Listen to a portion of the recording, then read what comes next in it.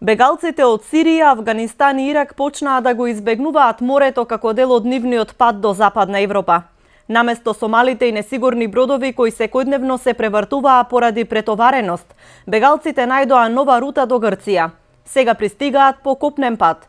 Младиот брачен пар кој го затекнавме во транситниот центар Винојуг вели дека стравот од бродолом не е единствената причина. Се почести станувале и насилствата и плачкањето на бегалците во бродовите, но и ниските температури кога патувањето на отворено море е сурово и неиздржливо. It was a very hard journey from Syria to here. And until now Беше многу тешко патување од Сирија до овде.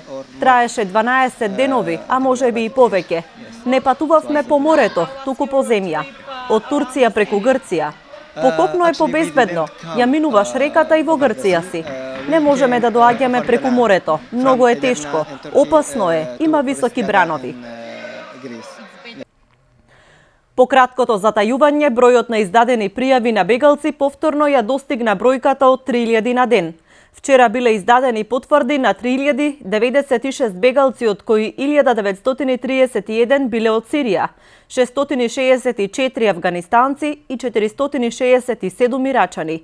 Според Центарот за управување со кризи, можно е намалување на бројот на бегалци од понеделник, кога се очекува заладување и пат на температурите под нулата.